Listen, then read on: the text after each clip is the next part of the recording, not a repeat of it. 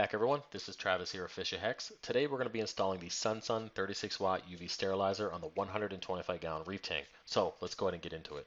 Now you guys might be asking yourself, why did I go with Sunsun and not a higher end name brand UV sterilizer? Now there are two main reasons. The first one is price. I wanted to keep the price as low as possible. Just in case you guys are not aware of this, every penny I make here on YouTube goes back into the hobby and goes back into this channel one way or another, either via buying a new biopellet reactor, buying this UV sterilizer, marine pure blocks, salt, KZ additives, whatever it is, it all goes back to this channel one way or another. It's not like I'm going out and treating myself to a 5-star meal or anything like that. It all comes back to this channel so I can continue to make content for you guys. Now the second reason is size. I needed to find a UV sterilizer that fit in a particular location underneath the stand.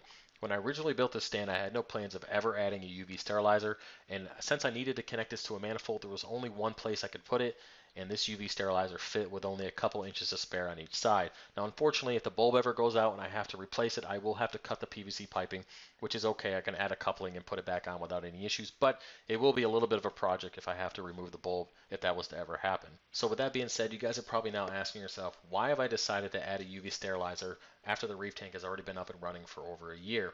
Well, a lot of my content is based off of questions that I receive via email, comment section, or on Facebook. A lot of you guys have been asking, what is the impact of a UV sterilizer on biopellets, water clarity, and waterborne pathogens? And since I only use UV sterilizers on my quarantine systems, I can't answer those questions. So that's why I'm installing this, so we will see what happens with all three of those in the future. Let's go ahead and talk about the overall build quality of this UV sterilizer. I will say that I really like the mounting system. It was easy to install, wasn't flimsy, and it connected without any issues. For those of you who use hose, piping, or tubing, it has 3 barb fittings. One of them has a flow indicator in it, which, if you so choose to go that route, works out well. Now I chose to use PVC, and we'll get into that later in the video. Now it also has a viewing lens. One of the outputs on the top, you can choose to be a viewing lens. You can see if the bulb is actually working, so that's cool.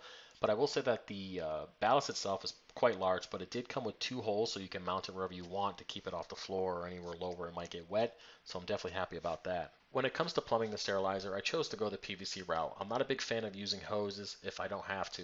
Now I do have to use them on my biopellet reactors, but it is what it is. It's one thing out of everything else. Now I only had one slot open on my manifold, so I went ahead and hard plumbed it 3/4 inch all the way.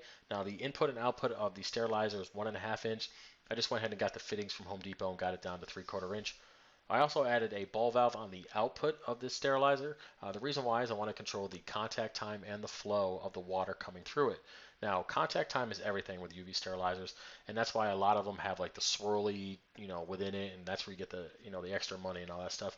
With this one, I actually control the contact time by dialing the flow down. Since the water is coming in, it's pretty much backing up at the output, which allows all the water to have more contact time within the sterilizer itself, and I can control the flow and all that stuff through it. Now, if you want to have more of a polishing, you can have a faster flow through it. If you want more of a sterilizing, and you can have, even more polishing, you want to use a slower flow rate, which I have chose to do with this particular sterilizer. Just in case you guys aren't aware of this, I'm using a Jabo DCS 12,000 return pump, which is rated for about 3,200 gallons per hour. Now, not only does this return water to the main display, but it also takes care of the BRS dual reactor, the biopellet reactor, the display refugium, and now the UV sterilizer. Needless to say, I'm definitely getting my money's worth out of this pump, and I'm happy with it so far. But it's all made possible by using ball valves, and I mentioned this a few seconds ago. Ball valves allow you to add back pressure on whatever's connected to the manifold. Water will flow in the path of least resistance, so if you don't have a ball valve to add that back pressure, you're just going to have all the flow going through that, whatever's connected to it. For example, the UV sterilizer. If I didn't have the ball valve on there, all the water would just flow through it. I wouldn't get into the main display or the display refugium or the reactors, or if I did, it wouldn't be enough to make them work properly.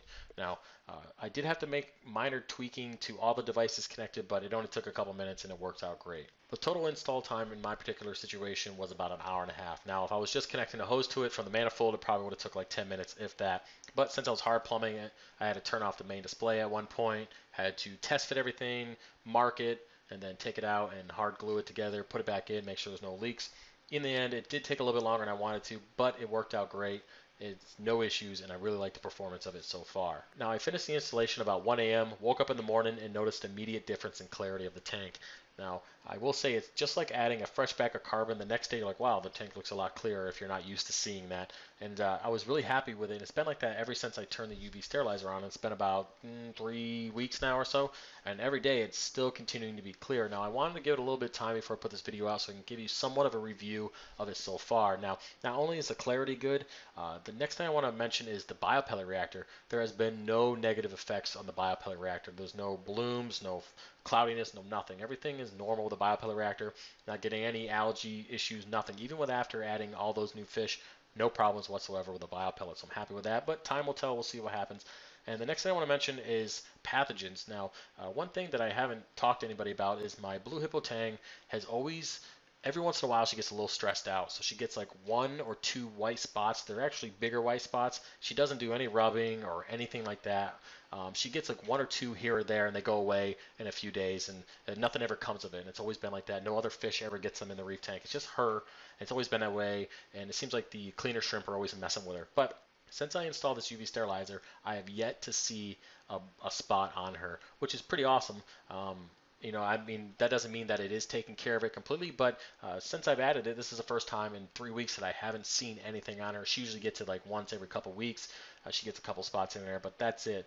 And overall, I'm really happy with that so far. That's one big thing that I wanted to see what happened, and it definitely did. All right, guys, well, that's about it for this video. I will keep you updated on the UV sterilizer, performance, how it's working out in the long run, and then I'll give you updates on the fish and all that good stuff as time goes on. All right, so if you like the video, give me a thumbs up.